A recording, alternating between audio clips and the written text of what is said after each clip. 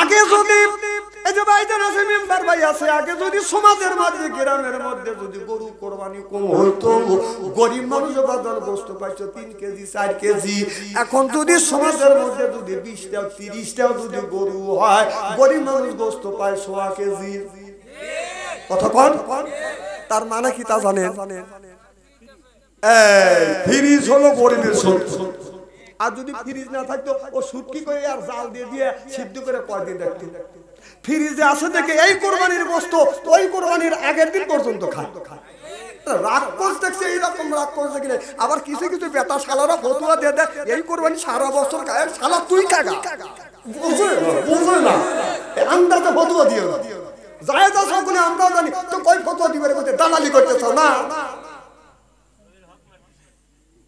এদিকে গরিবের হক মারতেছে আর শালা দালালি করতেছে দালালি কম করে করিও দালালি করো গরিবের পক্ষে দালালি করো ও এক টুকরা গোশত খাওয়াবে তো চিনি না ফতুয়া দেয়া যায় এই কোরবানির গোশত ওই কোরবানির আগের দিন পর্যন্ত খাওয়া যায় রাক্ষসী ফতুয়া কি ফতুয়া রাক্ষসী ফতুয়া খান খাবিত তো নাই কালেকশন হতেছে না এখনই ধরবো ওয়াদে উঠেও তো সময় বলে না পাবলিক দিবিনি তো আমার ও আসতে সাইজ করে কি করে নারে তাকবীর আল কোরআনের আলো নারে তাকবীর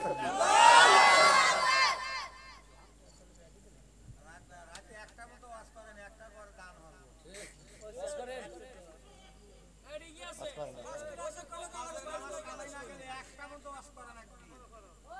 ওয়াজ করেন মাথা মারতে শুরু কর না কয় টাকা কালেকশন হয়েছে 1.5 টাকা দিয়েই মসজিদ হরজ আছে নাকি কি যেন বলতেছিলেন কোরবানি এই যে গরিবের এই যে ফ্রিজ এসে গরিবের হক নষ্ট হচ্ছে একজনের এখন একটা গরু কোরবানির দিয়ে 7 মণ 10 মণ গোশত হয় ও যদি ফ্রিজ না থাকতো তার 10 মণ গোশত হয় তার 3টে ফ্রিজ আর ফ্রিজ যদি না থাকতো তাহলে এই গোশত কি ফ্রিজে ঢুকাতে পারতো তাহলে এই গোশতগুলো গরিব মানুষ পাইতো কিনা কথা বল পাইতো কিনা পাইতো তাহলে গরিবের এক নাম্বার সত্য হলো ফ্রিজ ওটা ভাবো নিরালাই গজব আসিবে দুনিয়া ওই সুদের টাকায় পাহাড় করিলি মুক্কা যায় হজ করিলি 15 বছর কুরবানি করে বিয়ে বাড়ি পাঠাও রান এইভাবে কাটাবি রে মন কত কাল নামে মুসলমান মোরা নামে মুসলমান এইভাবে কাটাবি রে মন কত কাল ওই গরিবের হক নষ্ট করলি কষ্ট ফিরিজে ভরলি ফিরিজে রাখা বছর বছর বড় খাইলে রান এইভাবে কাটাবি রে তুই কত কাল নামে মুসলমান মোরা নামে মুসলমান এইভাবে কাটাবি রে মন কত কাল ওই গরিবের হক নষ্ট করলি তাবলীগের আমির সাজিলি গরিবের হক নষ্ট করলি বড় পীরের কাছে মুরিদ হইলি বড় পীরের কাছে মুরিদ হইয়া ইসলাম করছো অপমান এইভাবে কাটাবি রে মন কত কাল সিল্লে বলুন ঠিক কিনে সবাই আল্লাহ বলে ওই মানুষের জন্য অনুতাপ মানুষকে দেখানোর জন্য যারা কোরবানি করে ওই মানুষের জন্য অনুতাপ সব গোশত একা একা খায় ওই মানুষের জন্য অনুতাপ গরিবের না দিয়ে ফ্রিজের মধ্যে ভরে ওই নামাজির জন্য অনুতাপ যেই নামাজি যেই জিকিরকারী মানুষকে দেখানোর জন্য নামাজ পড়ে জিকির করে তাদের জন্য আল্লাহ আফসোস করে সিল্লে পাক ঠিক কিনে গোশত হাদিস শরীফে আমরা পেয়েছি 3 ভাগে ভাগ হবে কয় ভাগ এক ভাগ হলো নিজে খান খান আর এক ভাগ আত্মস্বজন আর এক ভাগ হলো গরিব মিসকিন এইটা এলাকার মানুষ সমাজের মানুষ মিলিয়ে মসজিদের মহল্লার প্রধানেরা বসিয়ে গরিবকে নিয়ে বাদান আপনার সমাজ করে ওই মিসকিনের ভাগ গরিবের ভাগটা বাদান সমাজের মধ্যে বন্টন করে যেরকম ঠিক কিনা আচ্ছা তুমি 3 ভাগে ভাগ করলে, এক ভাগ বাড়িতে রেখে দিলে, আর এক ভাগ আত্মীয়-স্বজনের জন্য। আত্মীয়-স্বজনের দাও কি না দাও তুমি জানো, আর তোমার আল্লাহ জানে। তুমি যে কোরবানি করছো ওই আত্মীয়র হক আছে তোমার ওই গরুর ভিতরে, কথা কয় না। আর গরিবের হক আছে, সেইটা তুমি সমাজের মধ্যে দিলে। সমাজের আপনার মহল্লার মধ্যে আপনার 240 ঘর মানুষ, 240টা ভাগ হবে। আর আপনি এক ভাগ আপনারটা আপনি কাটিয়ে দিবেন। আপনি কোরবানি করছেন, আপনি দাতা, আপনি গোশত দিবেন, কিন্তু ওখান থেকে গরিবের কাছটা ভাগ নিয়ে আসতে পারবেন না, কথা কন। আবার সেই গোশত 3 ভাগ করে 2 ভাগ রাখে, 1 ভাগ দেয়।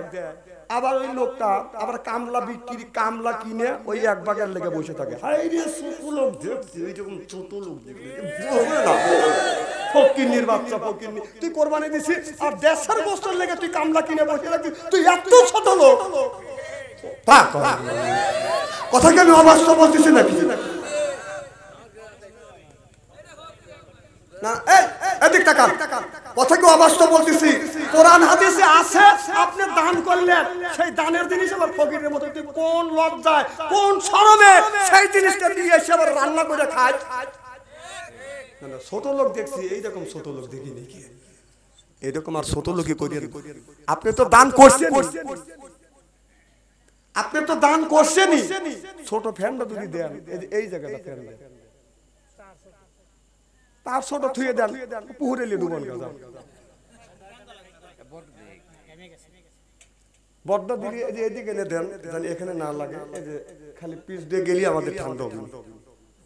একটা কথা বলতেছি, বলতে দেন। কি জন্য বলতেছিলেন? রাগ করতেছেন নাকি? না না, যারা আপনার কোরবানি দিচ্ছেন আপনি হলো দাতা, আপনি দাতা, আপনি দান করলেন, সেইটা কোন জ্ঞানে কোন বিবেকে আপনি ওই গোশতটা ওখান থেকে ভাগ নিয়ে এসেছেন। ভাগ নিয়ে এসে কয় আমি খাই না, কেটা খায়?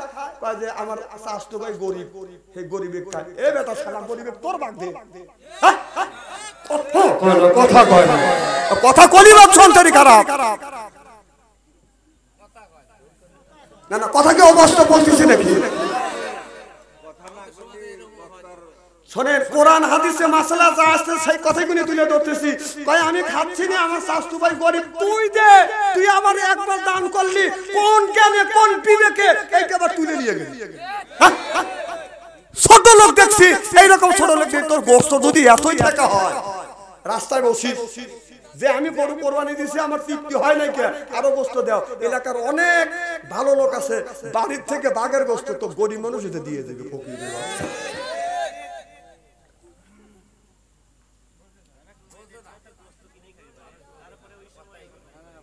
হ্যাঁ, একজন গরিব এখনো বাংলাদেশে এমনও গরিব আছে 700 750 টাকা গরুর গোশত কিনে খাওয়ার সমর্থ নাই। সেই কোরবানি আর সেই কোরবানি খায়, আর সেই কোরবানির গোশত তুই দান করিয়া আবার তুই সেই গোশত নেওয়ার জন্য কামলা কিনে বসা রাখিস। আবার যদি হঠাৎ করে পতনটা যদি দিয়েই ফেলে, একজনে গরিব মানুষকে দিয়ে তোরা বেশি ভাগ, তুই দিলি কে? হিসাব চাই না। ছোট লোক দেখছি, এইরকম ছোট লোক দেখিনি। তবে আমাদের সাজাপুর আর সলং, আমাদের সিরাজগঞ্জ এই ধরনের লোক নেই, কে বাইরের দেশের লোক। আমার এলাকার লোক খুবই ভালো, কোরবানি দিয়ে একাই খাবে। আমার ভাইয়েরা,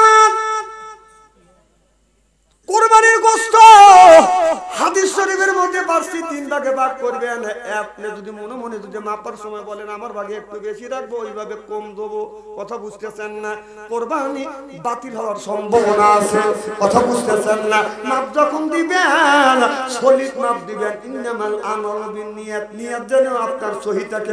গরিবের দিকে একটু বেশি যাচ্ছে, তোর দিকে একটু তুই কমলে, কথা কম। উনি দাড়ি, ওনার বেলা দাড়ি কাটিয়ে যায়, আর গরিবের যে বাচ্চা দিবে মেম্বার ভাই, সেটা এরকম সন্নিয় আছে। এই খবর আল্লাহ জানে কিনে, কি কোন জানে কিনে? এই কোরবানির গোশত খুব খুব সূক্ষ্মভাবে দিবেন আপনাকে। আর আল্লাহ আপনাকে ধনী বানাইছে, আপনি কোরবানি দিছেন, আপনি 2 ওয়াক্ত 3 ওয়াক্ত খান, এই খালিতে এগুলি চলেই যায়। আপনি আবার 1 মাস পরে 10 দিন পরে গোশত কিনে খাওয়ার যোগ্যতা আপনার আছে, শক্তি আছে, সমর্থ আল্লাহ দিয়েছে। আপনি কেন গরিবের হক নষ্ট করবেন? আল্লাহ যেন গরিবের হক নষ্ট না করে। আমিন। আমার ভাইয়েরা ওই দিকে যেতে চাই না, ভালো করে লক্ষ্য করে শুনে আমলে নিয়তে বাদান শুনতে হবে। কোরবানি সম্পর্কে আমি আপনাদের একটু করে বাদান ধারণা দিলাম।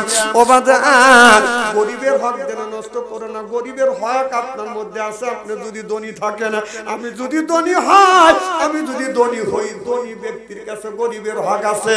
এই গরিবের হক গরিব এসে নিবে না। হাদিস শরীফের মধ্যে আসছে, হাইটে যায় গরিবের বাড়ি মাথায় করে বহন করে নিয়ে গরিবের হক গরিবের কাছে পৌঁছা দিতে হবে। চিল্লে এখন মারহাবা। সেইটা হলো আকিমুস সালাত ওয়া তু'উজ যাকাত। সালাত আদায় করো, নামাজ পড়ো, আর যাকাতটাকে সঠিক পথে আদায় করো। ধনী ব্যক্তির যাকাত প্রদান করো। ওই ধনী ব্যক্তির যাকাতের মধ্যে গরিবের হক রয়েছে। যাকাত দেওয়ার সমস্যা থাকলে সঠিকভাবে বাদান যাকাত দিবে।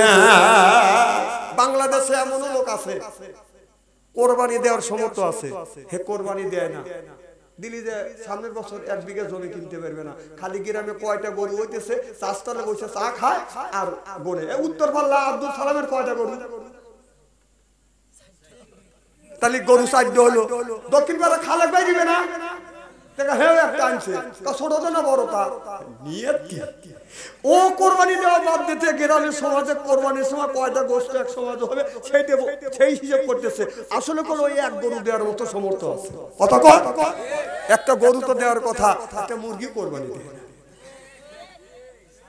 2 পা তো কোরবানি দেওয়া নাই। ছাগল দিবে, আমি ওকে চিনি না, ছাগল দেওয়া এখন চিনি। আমার ভাইয়েরা, হযরত ইসমাঈল আলাইহিস সালাম যখন শুয়ে পড়লেন, ইসমাঈল আলাইহিস সালাম যখন শুয়ে পড়লেন জমিনের মধ্যে, যখন শুয়ে পড়লেন ইসমাঈল আলাইহিস সালামের আব্বা ইব্রাহিম যখন ছুরি নিয়ে গেছেন, বিসমিল্লাহ আল্লাহু আকবার যখন বলছে, আসমানের সব ফেরেশতা কান্না শুরু করে দিলেন আর বলে, আল্লাহ এ কি দৃশ্য! আল্লাহ বাবা হইয়া সন্তানকে কোরবানি করতেছে, ফেরেশতারা বলেন কান্নাকাটি করতেছে। আল্লাহ বলে, ফেরেশতা ছায়া দেখ, আমার বান্দা আমাকে খুশি করবার জন্য নিজের সন্তানকে জমিনে শোয়াইছে, ছুরি চালাচ্ছে। আর বেটা আমি আল্লাহ আমাকে খুশি করবার জন্য সে কোরবানি হইতে রাজি। চিল্লাইয়া পড়ো সুবহানাল্লাহ। ছেলেও রাজি, বাবাও রাজি। ছেলে শুইছে আর বাবা ছুরিটা হাতে নিয়ে যখন বিসমিল্লাহ আল্লাহু আকবার বলছে, অমনি ছুরিটা আস্তে আস্তে যাচ্ছে। ফেরেশতারা কান্নাকাটি করতেছে, আল্লাহ একই দৃশ্য! বাবা হইয়া নিজের সন্তানটাকে কোরবানি করতেছে। আল্লাহ ডাকতে বলে, ইব্রাহিম রে, তাড়াতাড়ি আয়, তাড়াতাড়ি জামিনের ময়দানে যা। হযরত ইব্রাহিম আলাইহিস সালাম নিজের সন্তানকে কোরবানি করতেছে। ইসমাইলকে সরাইয়া একটা লোহার টুকরা আপনার গলার নিচে ধর, এই জায়গা যা ছুরি যেন ঠেকে, এই জায়গা যেন ভাষা লাগে, আর দুম্বা একটা পাইয়ে দাও। চিল্লা কর সুবহানাল্লাহ। ফেরেশতা কয়, আল্লাহ আমি কোনে? আর সেই মিনের ময়দান কোনে? আমি সেই 7 তবক আসমানের উপরে, সেই বোরের গাছের নিচে। আর সেই মিনের ময়দান আমি বেহেশতে যাব, আবার দুম্বা নিয়ে আসবো, একটা লোহার টুকরা নিয়ে ধরবো, এতে মধ্যে জব করার কাম শেষ। আল্লাহ কয়, তাড়াতাড়ি যা দাও। সুবহানাল্লাহ। জিবরাইল আলাইহিস সালামের 600 পাখা। জিবরাইল আলাইহিস সালাম বললেন, 3 দিন আমি 600 পাখা আমি ব্যবহার করেছি, আর তাতে আমার প্রত্যেকটা কসম মোবারক দিয়ে গান ধরছিল। সুবহানাল্লাহ বললেন না? ওই দিন জিবরাইল আলাইহিস সালাম ছুরিতে যখন যাচ্ছে, আল্লাহু আকবার বলছে, ছুরিতে এরকম করে বাজান যাচ্ছে। ইতিমধ্যে জিবরাইল আলাইহিস সালাম আপনার 650 পাকা দিয়ে টান দিছে, জান্নাত থেকে দুম্বা নিয়ে আসছে, লোহার টুকরা বাজান ধরছে। ওই জায়গা লোহা, তার লোহার সাথে ছুরিটা বসছে। যখন ঘষণ লাগছে, ফেরেশতা জিবরাইল আলাইহিস সালাম টান দিয়ে ইসমাঈল আলাইহিস সালামকে সরাইছে, আর দুম্বাটা পাইয়া দিছে। ঘষণ লাগছে, ছুরিতে আপনার লোহাটা সরাইছে, নরম জায়গা পড়ছে, ছুরিতে গলা কাটে গেছে, হাতে বাদান রক্ত পড়ছে। ইব্রাহিম আলাইহিস সালাম চোখ বন্ধ করে বলে, আল্লাহ আমার হাতে রক্ত পড়ছে, আমার সন্তান কোরবানি হয়েছে, আল্লাহ তুমি কি আমার কোরবানি কবুল করছো? আল্লাহ বলে, বন্ধু ইব্রাহিম চক্ষু খোলো, তোমার কুরবানি আমি কবুল করেছি। চিল্লাইয়া বল সুবহানাল্লাহ। ছায়া দেখে এক পাশে ইসমাঈল আলাইহিস সালাম দাঁড়ায় আছে, আর ইব্রাহিম আলাইহিস সালাম আপনার ইব্রাহিম আলাইহিস সালাম লক্ষ্য করে দেখে ইসমাঈল দাঁড়ায় আছে, আর নিচে তাকা দেখে ইসমাঈল কুরবানি হয় না, একটা দুম্বা হয় আছে। এবার কিতাবের মধ্যে আছে বাবা আবারও ধরে যখন শোয়াইতে চায়, আল্লাহ বলে বন্ধু রে আর সন্তানকে শোয়াইও না, আমি আল্লাহ কবুল করে নিয়েছি। জোরে বলো সুবহানাল্লাহ। সেই কোরবানি সন্তান কোরবানির পরিবর্তন পশু কোরবানি আল্লাহ ফরজ করে দিল। সুবহানাল্লাহ। ফেলু মনে করতে স্যার, আর সেই কোরবানি আপনি এই কাজ করে আমি আগেই বলছি আল্লাহ গোশত খায় না, রক্ত খায় না, আল্লাহ দেখালে ইচ্ছে। সুবহানাল্লাহ। তাহলে আমরা সঠিকভাবে কোরবানি বন্টন করব ইনশাআল্লাহ। আমার ভাইরা, হযরত ইব্রাহিম আলাইহিস সালাম যখন আমানা বিল্লাহর উপরে বদান ঈমান আনছে, আনবার পরে ইব্রাহিম আলাইহিস সালামকে আগুনের মধ্যে বদান পোড়াইবে। ইব্রাহিম আপনার মূর্তি পূজা করে না, ইব্রাহিম মূর্তি পূজা করে না, বাবা আজর মূর্তি পূজা করে। দেখে বলে বেটা ইব্রাহিম রে, এই যে কালো একটা জিনিস দেখতেছ, এই যে কালাটা আছে, এইটা যদি তুমি ভক্তি করো তোমার 10 দিকে উন্নতি হবে।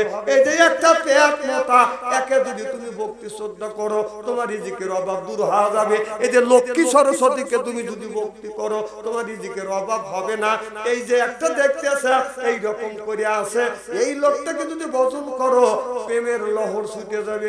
হযরত ইব্রাহিম আলাইহিস সালাম বলে আব্বা আমি দেখছি আপনার যেই খোদাগুনি দেখাচ্ছেন এক এক খোদার এক এক রকমের ক্ষমতা। নাউযুবিল্লাহ।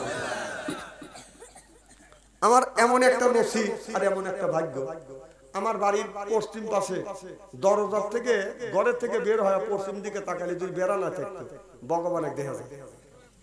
কথা বুঝতেছেন না? ভাগ্যটা কি আমরা। আর বাড়ির পূর্ব দিকে 3-4 বাড়ি পরে ভগবান, ওটা দেখা যায়।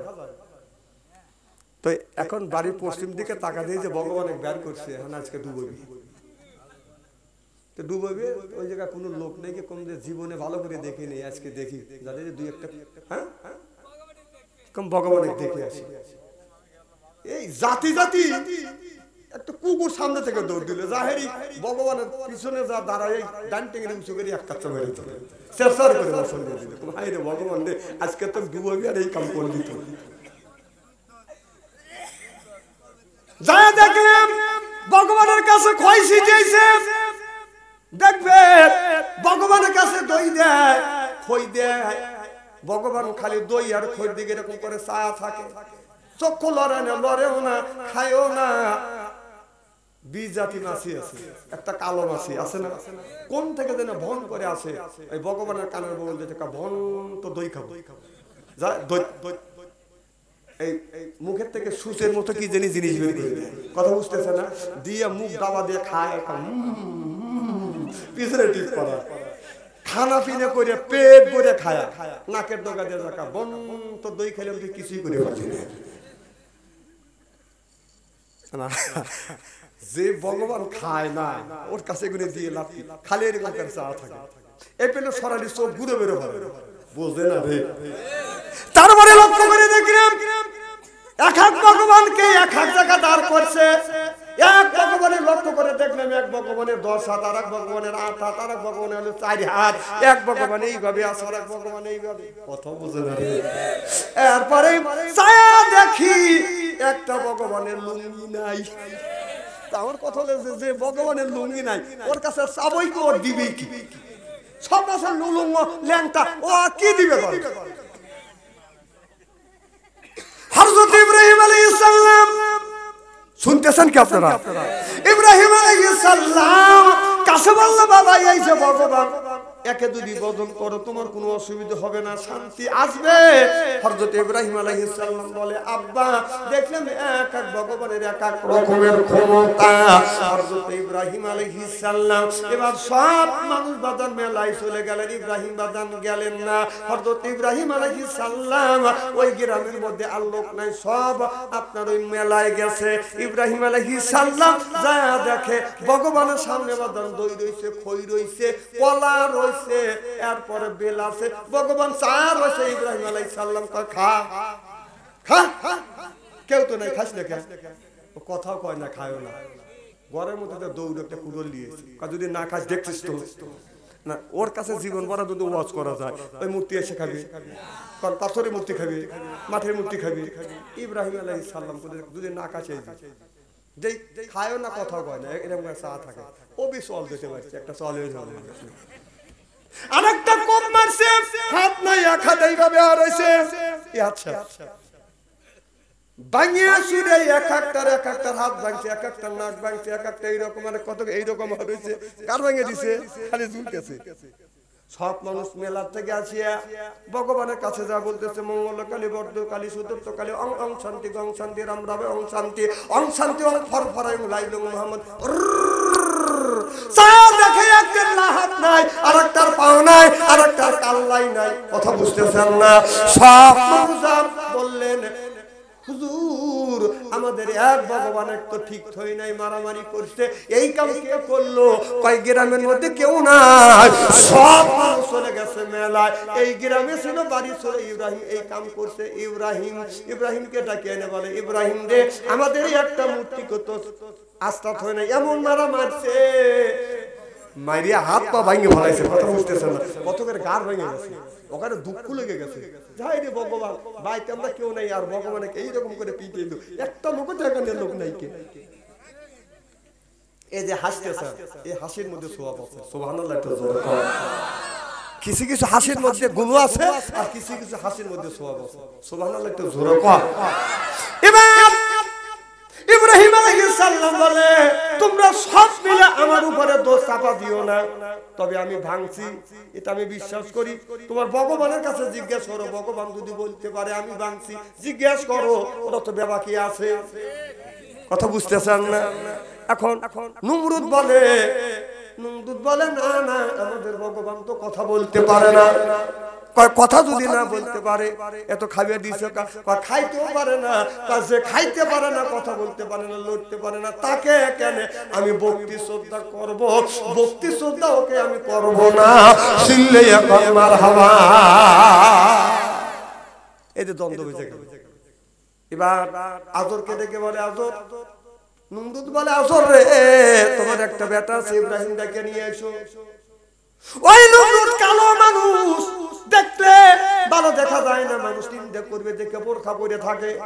ইব্রাহিম আলাইহিস সালাম বলে আব্বা আমি তোমার খোদা দেখবো। কয় চলো যাই, খোদা তোমাকে ডাকছে। কয় ঠিক আছে বাবা, আপনি থাকেন এই রুমের, আপনি গেটে থাকেন, আমি রুমের মধ্যে যাব। ওই ঘরের মধ্যে নমরুদ খোদা আছে। ইব্রাহিম আলাইহিস সালাম যা দেখে খোদাকে, এবার বোরখা মুড়ি দিয়ে বলতেছে আমি খোদা। তুমি খোদা বোরখা কেন? বোরখা খুলতো আমি দেখবো। বোরখা টান দিয়ে খুলে দেখে হালকা তারা চাইতো কালো।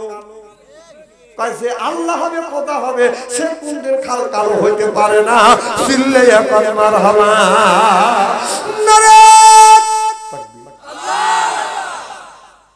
বলো তোমার মতো খোদাকে আমি মানি না, মানবো না। আমি যে আল্লাহকে, যেই খোদাকে মানি, সেই খোদাকে তোমার মানতে হবে। এবার নমরুদ জাতীয় সংসদ সদস্যদেরকে নিয়ে বললেন কি করা যায়, কি করা যায়, কেমন করে আপনার এটা ঠেকান যায়। এবার সব মানুষ মন্তব্য করতেছে, কেউ বলতেছে মারিয়া ফেলো, কেউ বলে জেলে ঢুকো, কেউ বলে ওকে হত্যা করো, কেউ বলে তাকে ফাঁসি দাও। একজন লাঠি হাতে করে আসছে, বুড়া মানুষ আসিয়া দেখে দেখে বলতেছে ও খোদা সাহেব, আমি একটা কথা বলি, ইব্রাহিমকে মাইরা ফেলা দেওয়া যাবে না। একটা পরীক্ষা করো, ইব্রাহিমকে যদি মারো আমি মারার পক্ষে, তবে মারো, মারার মতো মারো, আগুনের মধ্যে পোড়াইয়া মারো। এই বুদ্ধি দিল নমরুদ, এই শয়তান আছে, মানুষের সুরত ধরে 3 দিন মানুষের সুরত ধরে এই পৃথিবীতে আসছিল। একদিন ইব্রাহিম আলাইহিস সালামের কাছে নমরুদ আসছিল।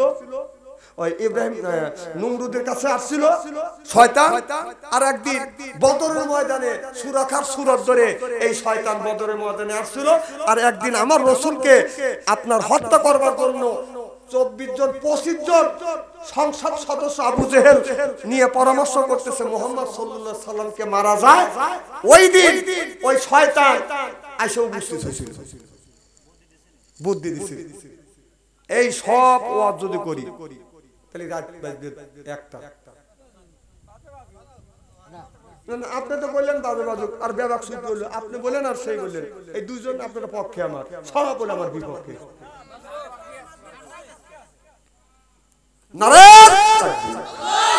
খুব খারাপ লাগতেছে আমার ভাইরা। ওই দিকে যাইতে চাই না। ইব্রাহিম আলাইহিস সালামকে যখন আগুনের মধ্যে বাঁধন দিলে, ইব্রাহিম আলাইহিস সালাম চতুর্দিকে আগুন দাউ দাউ করে বাঁধন জ্বলতেছে। এবার ফেরেশতা জিবরাইল আলাইহিস সালাম এসে বলে, ও নবী ইব্রাহিম আলাইহিস সালাম আপনাকে আগুনের মধ্যে দিয়েছে, আপনি আমার কাছে সাহায্য চান, আপনি অর্ডার দেন আর আমি আপনাকে সহযোগিতা করব। আল্লাহ আমাকে এমন রহমতের পাখা দিয়েছে, পাখা দিয়া বাড়ি দিব, নমরুদের আগুনগুলি আমি একেবারে নিভিয়ে ফেলবো। হযরত ইব্রাহিম আলাইহিস সালাম বললেন, আমি এমন অন্ধ আল্লাহর ইবাদত করি না, তার বান্দা বিপদে আছে আর আমার আল্লাহ সেটা দেখছে না। সিল্লে এখন সুবহানাল্লাহ। ওই আগুনটা চতুর্দিকে দাউ দাউ করে জ্বলতেছে। ইব্রাহিম আলাইহিস সালাম বলে, আল্লাহ আমার বিশ্বাস আগুনের মধ্যে থেকে তুমি আমারে বাঁচাইবে। আল্লাহ নোটিশ জারি করে দিল, নায়ানাকুনি বারদাও ওয়া সালামান আলা ইব্রাহিম। আল্লাহ বললেন, আগুন রে তুমি শান্তিদায়ক ঠান্ডা হয়ে যাও, ফুলের বাগান হয়ে যাও। আল্লাহ একটা বার অর্ডার দিছে আর আগুন হযরত ইব্রাহিম আলাইহিস সালামকে বাদান স্পর্শ করতে পারতেছে না। আল্লাহ যদি কোন মুমিন বান্দা এখনো যদি জমিনে থাকে আগুনের মধ্যে ফেলে দিলে ইমানদার বান্দাকে পোড়াইতে পারবে না। সিল্লে এখন সুবহানাল্লাহ।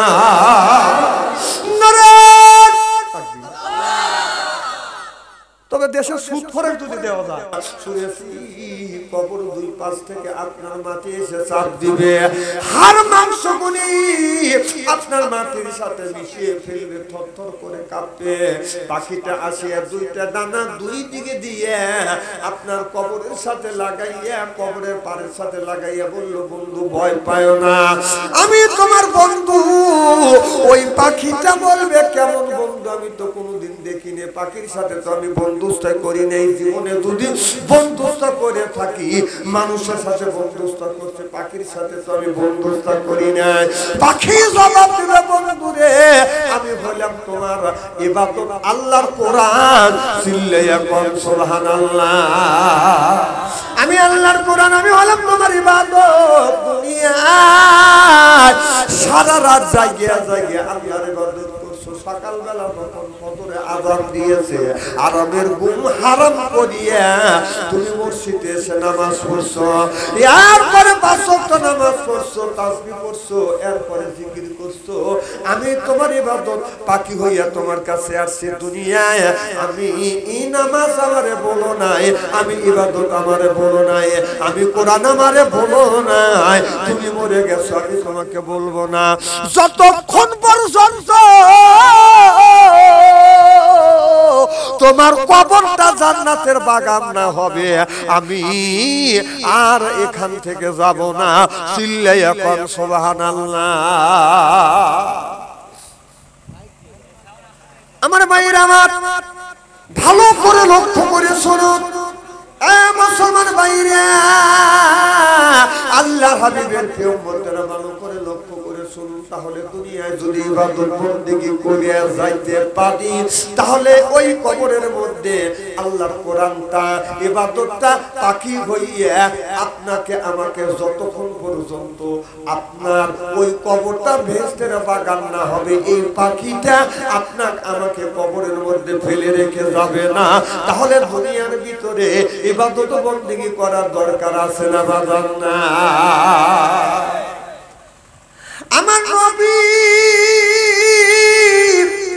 আখিরি জামানার পয়গম্বর মুহাম্মদুর রাসূলুল্লাহ সাল্লাল্লাহু আলাইহি ওয়াসাল্লাম নামাজ পড়িয়া মসজিদের মধ্যে আপনার সাহাবীদেরকে আলোচনা করতেছে, ও আমার সাহাবীরা তোমরা কি ইবাদতের গর্ব করো না, ইবাদত করছি অহংকার করো না। আমাদের দেশের অনেক মানুষ আছে বেশি বেশি করে জিকির করে, জিকির করবার পরে ও বলে আমি এত জিকির করছি মনে হয় আল্লাহ আমাকে বেহেশতে দিয়ে দিবে। অনেক মানুষ আছে নামাজ ছাড়ে না, বেশি বেশি করে নামাজ পড়ে আর মনে মনে চিন্তা করে আমাকে আল্লাহ জান্নাত না দিয়েই পারবে না, কারণ আপনার ইবাদতের গর্ব করে, ইবাদতের বড়াই করে, বড় বড় গরু কোরবানি করে আর বলে আমি এত বড় গরু কোরবানি করছি আল্লাহ আমাকে বেহেশতে দিতে বাধ্য থাকবে। জোর কর নাউজুবিল্লাহ। অনেক মানুষ ইবাদতের গর্ব করে, কি করে কি করে না। তাই আমি যত নফল নামাজ পড়ছি জীবনে তুই ফরজে পড়িস নেই, বুঝে না বুঝে না আছে না নাই? ইবাদতের গর্ব করিয়া আল্লাহর জান্নাতে কোনোদিন যাইতে পারবে না। আমার নবী বলছে বনি ইসরাইলের জামানায় একজন ব্যক্তি এমন ইবাদত করছে, এত ইবাদত করছে, ওই লোকটা মনে মনে চিন্তা করতেছে আমার চাইতে ইবাদত আর বন্দেগী কেউ করে নাই, আমার চাইতে জিকির আজকার কেউ বেশি করে নাই, আমার চাইতে রোজা কেউ বেশি করে নাই, আমার চাইতে কোরবানি কেউ বেশি করে নাই, আল্লাহ আমাকে জান্নাতে দিতে বাধ্য থাকবে। আমার কথা কি বুঝতেছেন? লোকটা এই কল্পনা করতে জল্পনা করতে করতে বাদান ঘুমিয়ে পড়ছে। ঘুমের মধ্যে স্বপ্ন দেখতেছে দুনিয়া কিয়ামত হয়ে গেছে, হাসরের মাঠ শুরু হয়ে গেছে, আল্লাহ বিচার করে করে কাউরে জান্নাতে আর কাউরে বাদান আল্লাহ জাহান্নামে দিচ্ছে। ওই লোকটার কাছে এসে ফেরেশতারা বলতেছে যা আল্লাহ তোমার ইবাদতের আর হিসাব নিবে না, আল্লাহ তোমাকে বিনা হিসাবে জান্নাতে দিয়ে দিল। ওই লোকটা জান্নাতে যায় আর মনে মনে চিন্তা করতেছে দুনিয়ায় আমি এত ইবাদত করছি, বন্দেগী করছি, নামাজ পড়ছি, রোজা রাখছি, হজ করছি, যাকাত দিয়েছি, কোরবানি করছি, যা যা করছি আমি মনে মনে চিন্তা করেছি আমার চাইতে ইবাদত আর বন্দেগী কেউ বেশি করে নাই, আল্লাহ জান্নাতে দিতে বাধ্য থাকবে। আমি এমন ইবাদত করছি আল্লাহ আমাকে জিজ্ঞাসা করে নাই, আল্লাহ আমাকে জিজ্ঞাসা না করে আল্লাহ আমাকে জান্নাতে দিয়েছে। এই কথাটা মনে মনে বাদল লোকটা আপনার জল্পনা কল্পনা করতেছে। সব মাখলুকের মনের খবর জানে কে? ইন্নাল্লাহা আলিমুম বিজাতিস সুদূর। সব মানুষের মনের খবর জানে আমার আল্লাহ। চিল্লাইয়া কোন সুবহানাল্লাহ। আল্লাহ বলে ফেরেশতা রে আমার বান্দা ইবাদতের গর্ব করেছে, ইবাদতের অহংকার করেছে, জাহান্নামের পাশ দিয়ে তুমি নিয়ে যাও, জাহান্নামের পাশ দিয়ে বাদান গেলে এত প্রচন্ড গরম, এখন যেই গরম বালির মধ্যে দিয়ে বাদান হাঁটা যায় না, বিশ্ব রোদ দিয়ে বাদান হাঁটা যায় না, পানি পিপাসা লাগে, শরীর বাদান ঘামিয়ে যায়।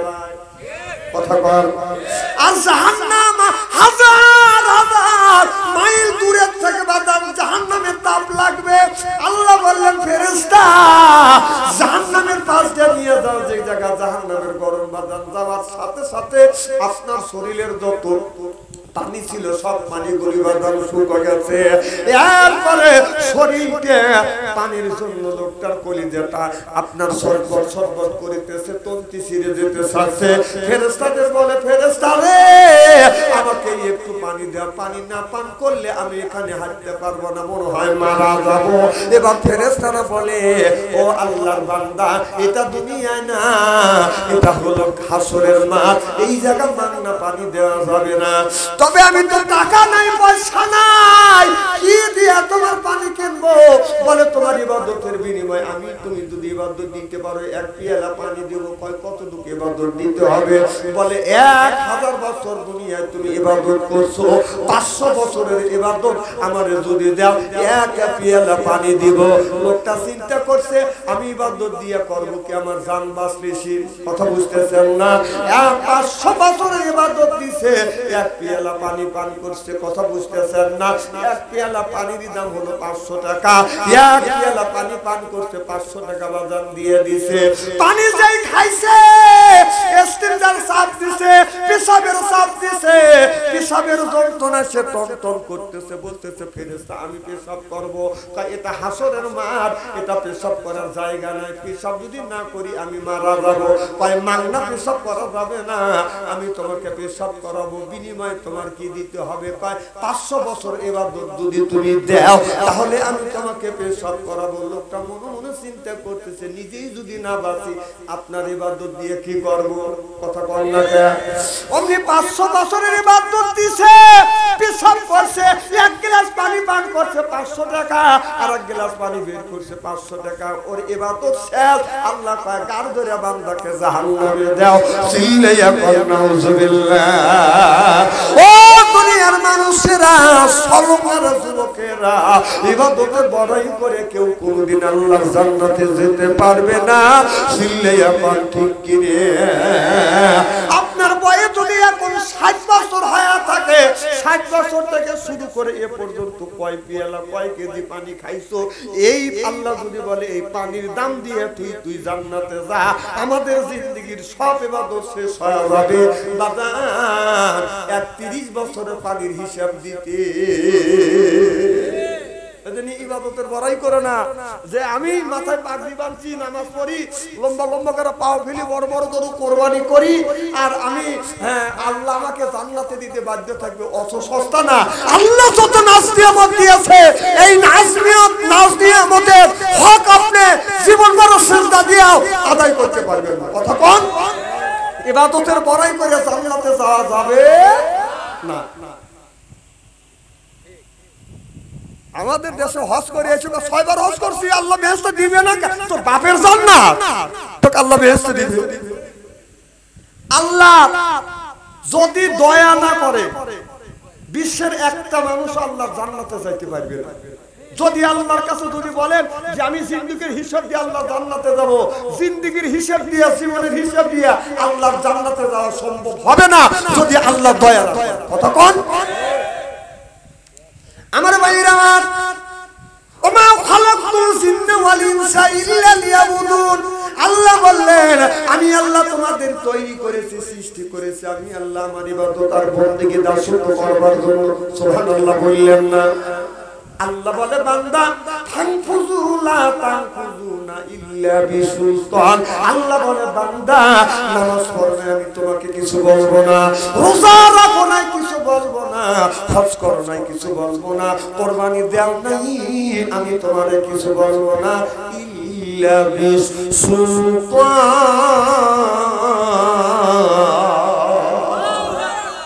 আল্লাহ বলে বান্দারে আমার জমিন থেকে বের হয়ে যাও, আমার রাষ্ট্র থেকে, আমার জমিন থেকে তুমি বের হয়ে যাও।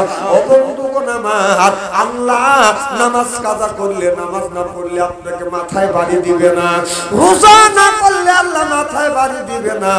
সব চাবিকাঠি কার হাতে? নারে ভাইজান আসেন, আসেন মেম্বার ভাই আসেন। ও মেম্বার ভাই তো আমার সাথে কথা বলছে। ভাই আসেন, এই আপনি আমার দাওয়াত দিয়ে আর আপনার কথা শুনে আমি দাওয়াত রাখছি, আর আপনি নিচে এসে বলছেন। আসলে শোনেন, আলহামদুলিল্লাহ মানুষ কাকে বলে? এই যে এইগুলি মানুষ, এইগুলি মানুষ জনগণের খেদমত করবে, জনগণের কাছে যা বলছে মার হবার তো জনগণ। অনেক মেম্বার চেয়ারম্যান আছে, চেয়ার কর আমার লাগে চেয়ার দে, ওই জায়গায় সে নেতা দিয়ে বসে না। আমার জীবনে আমি 2টা নেতা দেখলাম, এই মেম্বার সাহেব দেখলাম, আর কিছুদিন আগে পাবনা গেছিলাম ভৈরবপুর, আসে দেখলাম নেতা পাবনা গেছিলাম, পাবনা সদরে গেছিলাম, ওই নেতা নিচে এসে বসতেছেন। আমি জনগণের মাঝে থাকি, জনগণের মধ্যে বসতে, আমি ডাইকে ঢুকে নিয়েছিলাম। এরকম মানুষ জনগণের খেদমত করবে, জনগণের সাথে পাশে থাকবে, টাকা দিয়ে এইরকম মানুষ পাওয়া খুব কঠিন। কথা কন, এখানকার মেম্বাররা প্যানি করে না, দাঁড়া থেকে বিশ্বাস করে, পিছন দিয়ে গেলে ওর ওর পিছনের গন্ধে রাস্তাতে হাঁটা যায় না, রোমান দেওয়া লাগে না, মাছ দেওয়া লাগে না। এখন তো ঠিক করে দিয়েছে যায় না মেম্বারের কাজ। ভাই মাইন্ড করেন না, ভালো আছেন না? ওয়াজ করে জুত পাচ্ছি না, লোকজন গরুর গোস্ত দিয়ে খায় আরামে শুয়ে রয়েছে। আমার ভাই